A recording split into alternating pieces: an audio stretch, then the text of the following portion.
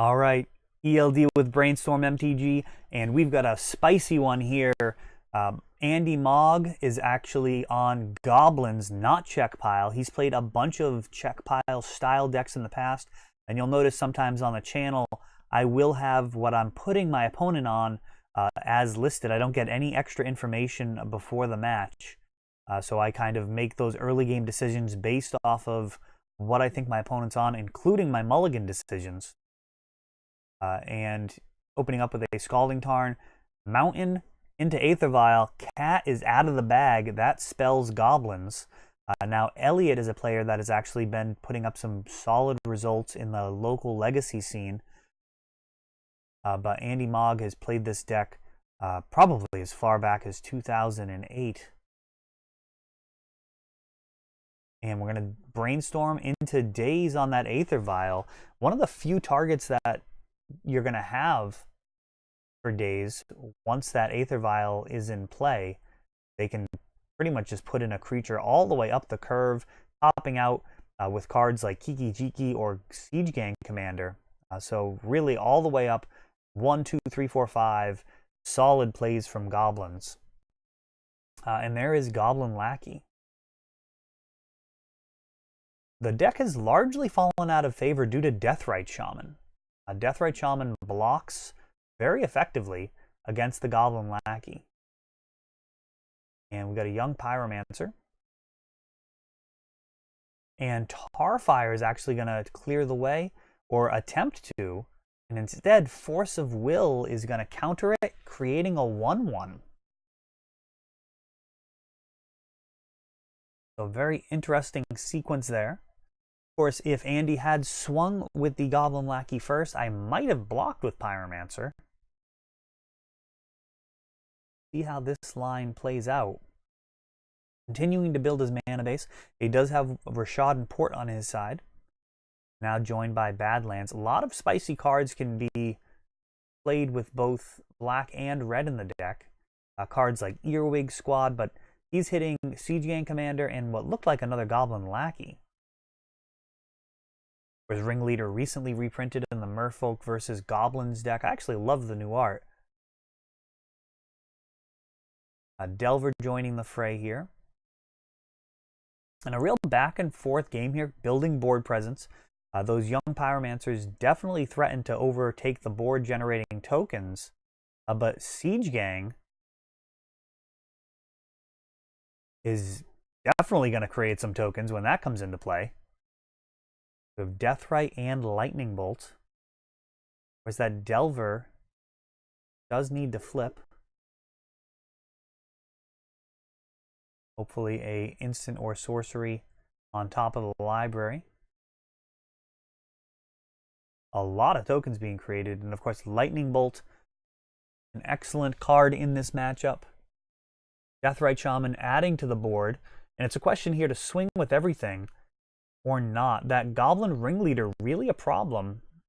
Lightning Bolt could get him out of the way and could allow for some faster beats. It does feel bad to start whittling away and throwing away those tokens.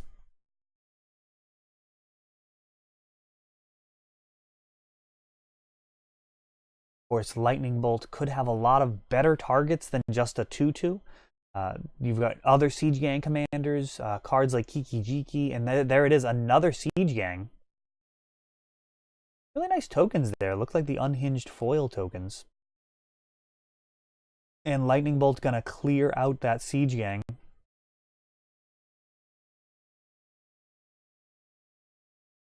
And just 3 in the air here. Oh, Goblin Sharpshooter. I was actually just going to say a hasty Sharpshooter would be a total blowout. And we've got Matron following up Sharpshooter here. We'll see what he gets. And he actually grabs Gem Palm Incinerator. So that's going to be an attempt to get rid of Delver. There may have been better cards to get there. In fact, Matron into one of the Lords might have been the better option. I do have Mountains, so we'll see what happens here. And swinging all out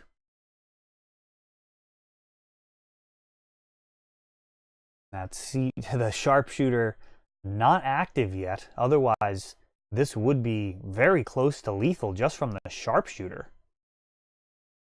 Getting a lot of tokens out of the way here.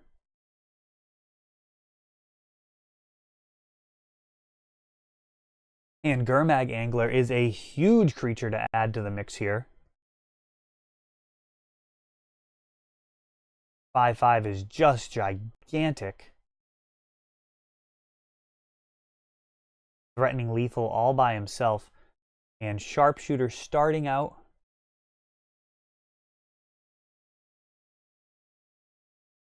We've got a ping and a cycle. Deathrite gonna drain. Sharpshooter using its 2 activations to kill, and then Pyrokinesis with Sharpshooter taking out the Gurmag Angler. So now this is a very bad spot here. Very close to lethal here, going to just 2. And that's it. So a quick turnaround there.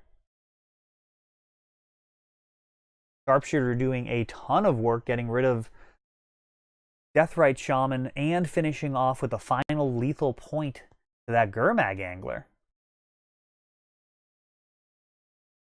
That main deck Pyrokinesis really doing some heavy lifting.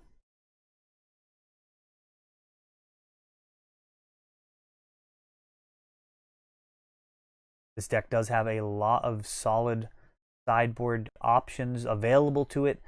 Going Grixis means you have a lot of the best creature removal available in both black and red.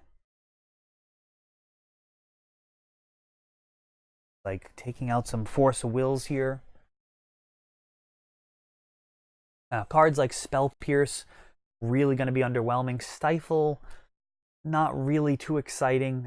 You're kind of ice skating uphill when you're trying to stifle Ringleader triggers or Matron triggers.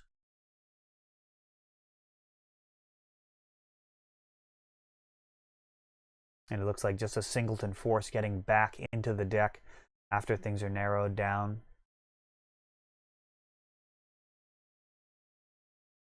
Not so much the card advantage that's the problem with this deck. It is kind of the quality of the cards that you can hit with Force of Will. In between Cavern of Souls and Aether Vial, there are a lot of cards that you can't actually hit that you actually want to. And the overall power level of the cards in the deck does kind of mean most of them are not cards you're super excited about forcing. Ringleader is pretty solid there in terms of cards you might want to stop. But so many of them are just kind of cumulative damage. It looks like Pithing Needle is an option here, so Flipped Delver, the way it's actually supposed to work, that's nice. And could look at Brainstorm plus Fetch or jam a Pithing Needle. Let's see what happens here. 2 Underground Seas.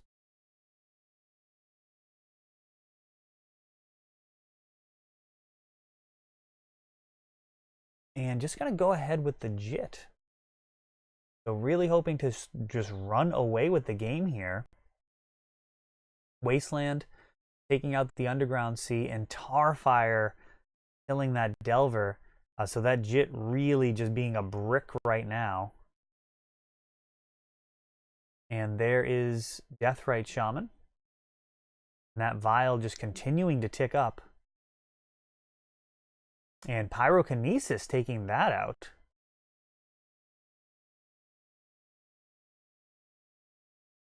So as of yet, oh, and another Pyrokinesis, really dumping cards. But Ringleader is the last card and reveals, it looked like Skirk Prospector and Siege Gang.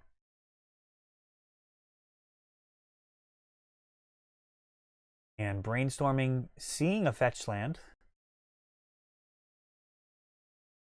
Days probably not going to be hugely relevant here. Goblins just has Siege Gang Commander in hand.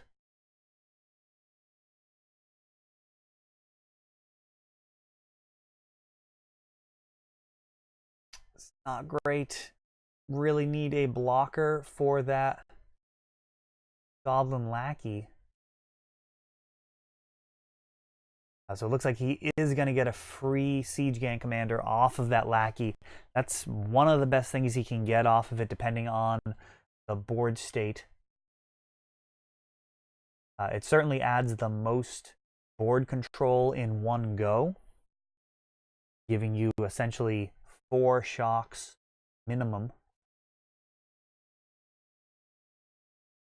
And now things are pretty bad. Really far behind here. Probe showing Sting Scourger. Ugh, that is even worse. And looks like Lightning Bolt. Lightning Bolt taking out the Siege Gang, and then a Deathrite Shaman adds it. Sting Scourger can get him out of the way. But that is just about all she wrote. Ball Therapy, not really going to do much here. Pithing Needle, guess going to name Aether Vial. But it looks like Lethal is easily coming in here. That's it. Stranded with True Names and a Cabal Therapy in hand. True Names not able to get relevant. So nice to see Goblins performing so well. Was at one point, believe it or not, the best deck in Legacy. Kind of the consensus #1 threat at that first Legacy GP. I do remember people really needing to get a lot of reps in versus Goblins because it was that much of a threat. Well, this has been ELD with Brainstorm MTG. Thanks for watching.